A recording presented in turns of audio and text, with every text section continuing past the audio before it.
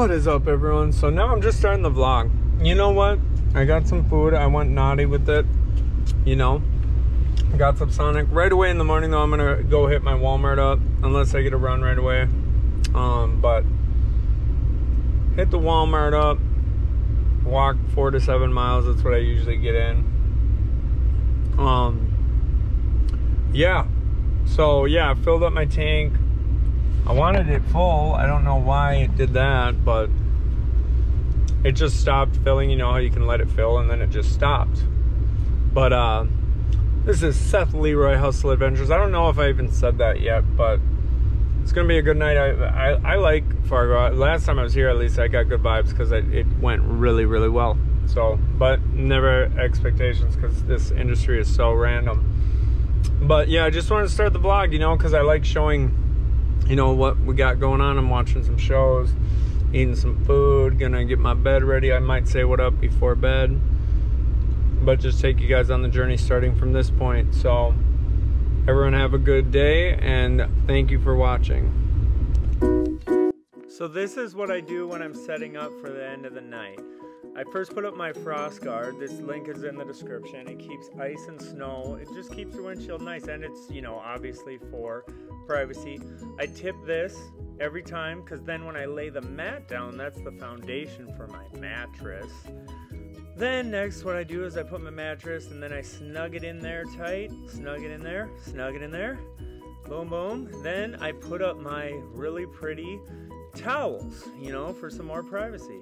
On each side, I don't mess around, dude. I don't need no one looking at me. And then I even have this part, so over by my head, I've tucked that in right there, and then no one can see my head. It's just a thing. And then this is my mummy sleeping bag, which keeps me warm all the time. I've been in below 20 in it. You know, I got that other pillow up there, just in case, and then I got 2 comforters, and I am ready for bed. Well, that is it. That's my setup. Just thought I'd do that for fun, show you guys what it takes. It usually takes me about, like if I'm going slow, 7 minutes. If I'm going fast, 3 minutes, I've done it. Like, bop, bop, bop, bop. But, and it's super, I'm super comfortable. I mean, I used to lay on my side, which that's how I do at home, but then I started laying on my back. And then I do have to angle my feet this way, but I lay on my back and I just meditate. I have my shows on. I got my, for when it's colder, like right now it's like 5-10 degrees out. That's not as bad. I've been in below 20 and that was too much. That's where I was like, and it was more the mental thing. Like seriously, I have all this stuff in the description, but my mummy sleeping bag keeps me warm. Keep my jacket on. But like I said, I've been in worse situations in my life. This isn't, and that's the thing, it's not even bad for me. I mean, I'm comfy in it. I actually, as I've slept in it so much too, I feel like at home. It's like a home away from home. Obviously, it's not home. But anyway, so that's the setup. Now I'm going to watch some shows. I'm going to chill out. I'm going to do my nightly meditations. And then I'll see you guys in the AM. We'll see what happens. Just thought I'd update you guys. Just woke up. There was some going for super far, but not interested right now. Just every time I went super far, you know, it was like, it's good you make the money getting there, but then when it's like time to get back to your region, you know, because with my kids, I'm not trying to be gone. Like at first I went out 10 days, then I went out 7 days, and then that was just too much for my kids, so I'm trying to stay regional. But right now I'm at the gym. I mean, I try to get in 4 or 5 miles, but if there's nothing that me and my wife find by like 1 o'clock, I'm gonna head home, because obviously Minneapolis is better than Fargo. But last time we were here, we waited around and ended up getting 2 really good ones. Then we took one to Texas, and that was the end of the goodness. Had to go to Oklahoma, nothing. Had some, but like, and then one, they wanted us to like sit over the weekend with it and deliver Monday in Indiana. It was just like, and they were cheap, and it was just awful, and we said no. And the broker's like, it's hard to get out of there, man. Like he was trying to get me to do it, but no. But anyways, so we're just gonna see what happens. Worst case scenario, just head home and keep the week going that way. But keep you posted. Just wanted to take you guys on the journey. Yeah, now it's workout time. Like I've said before, yeah, started dieting again, getting way more serious. At home, we bought a bike, you know, because I went from 253 and I went all the way down to 170. And then I started trucking, and you know, then slowly gained up to now I was at 211. Then when I started dieting again a couple weeks ago, back down to 200. So not messing around. But anyways, yeah, keep you guys posted on what's going on. So let's stay on the journey together.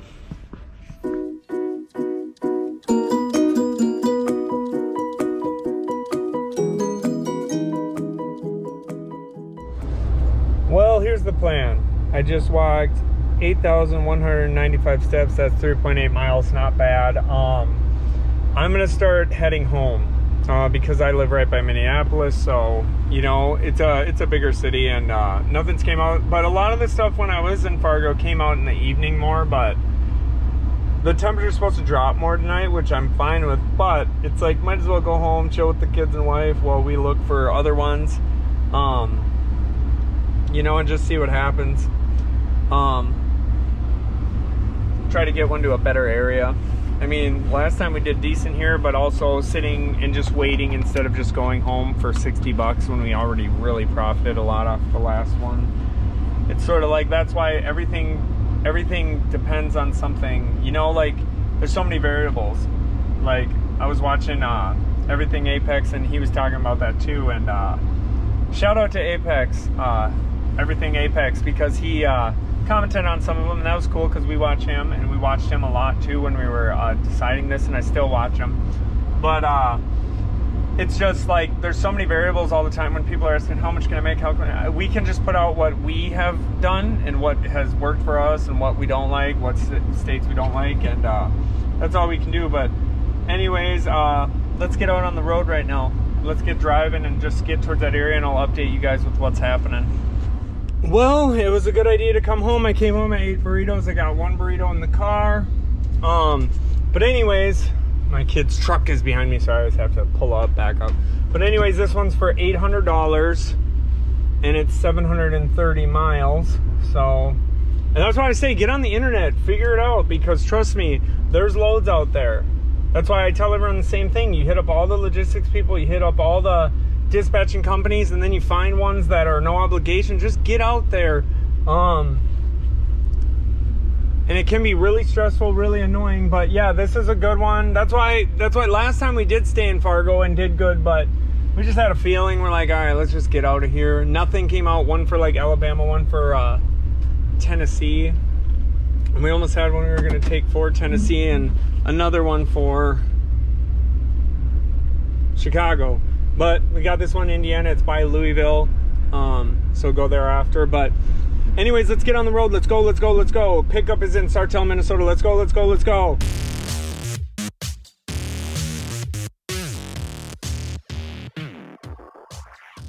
I don't know if you can see that tower right there. That's the top tower. There it is. That was my home when I was at my bottom. That's where I was. It's known as the Bat Prison, because they say there's a lot of bats. It was, when I was in E-House, that's where you start there. It was dead of summer. It was about 150 degrees. The paint was peeling, I swear. And also, that's the second biggest man-made wall besides whatever wall. I can't remember what that wall is called, but a little fun fact for you. But that's where I came from. 8 years down the road, this is where I am. And that's because of turning it over to God. So, and putting the work in, putting the footwork in, and constantly hustling to better life. And none of that was possible without giving it up to God, to a higher power. Just thought I'd show you guys that, because this is all about inspiration, not just about cargo vans or sprinter vans or whatever, or the freight business. But anyways, let's keep driving.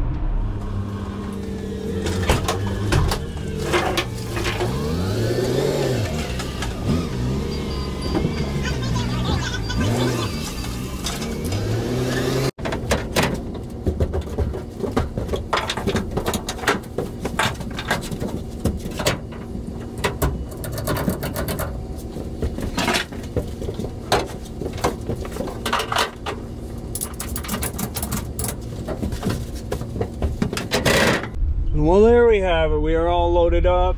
We got our Caribou, which I'm new to. I still don't, when I go to Caribou and Starbucks, I don't even know like which place is which or what to say. It's hilarious. I'm like, oh, I think a turtle mocha, because like my wife has taught me like what things are there. But it's actually pretty funny because like, I don't know, like I'm real Minnesota nice though, so I don't think they get annoyed at me. But it's funny. It's like I have no idea what I'm doing. But save all the receipts. It's tax deductible. But what was I gonna say? Yeah, so we're all loaded up. We're heading there. We should be there by about 5 in the morning, give or take, probably 5:20. And then you guys know the drill. Then stay there, going to Louisville. But yeah. So, and I use that app everywhere I go. I've already made $20-some on that gas app. It's in the link in the description, and you can use that regular vehicles and everything. And there's deals at restaurants and stuff, and money kickbacks just for incentive to go there. So if you go in the description, click on it's the first link. I just started putting it at the top of the description. It's legit. I wish I would have been doing it for a long time. But anyways, yeah, let's get on the road. Let's start cruising. Let's get there at a decent time so we can get to a decent spot. I think we're going to Louisville first when we were looking at the map. So afterwards to see what happens. But anyways, you guys, let's go, let's go, let's go.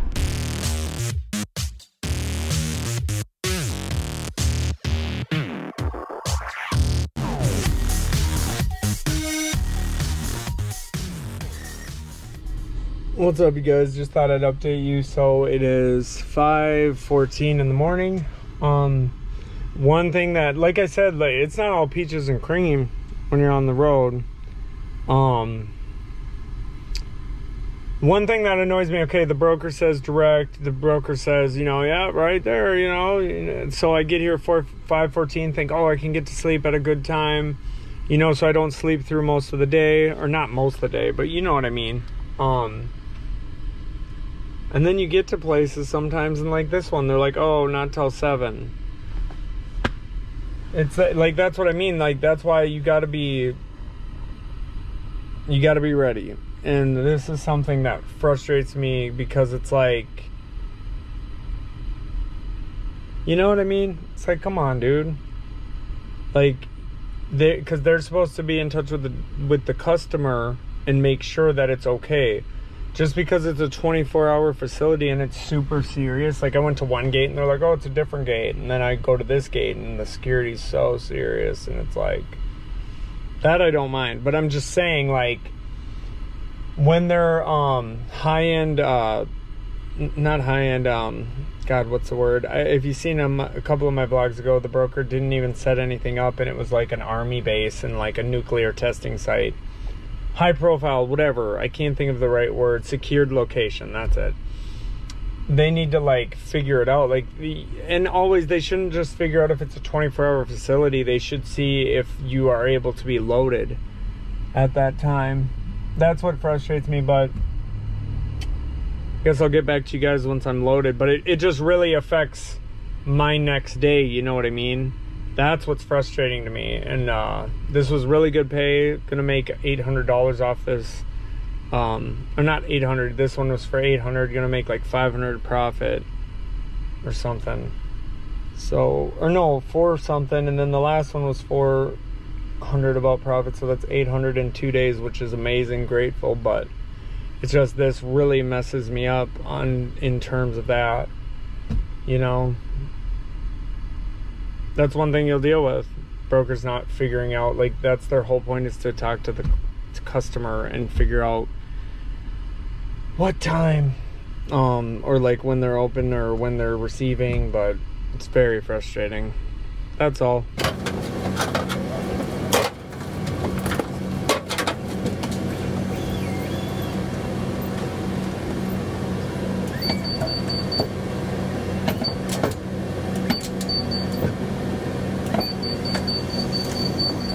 there it is. We're all unloaded. Oh my gosh, called dude. It's funny, it's crazy how secured and big places you can go to. I didn't expect that in a cargo van.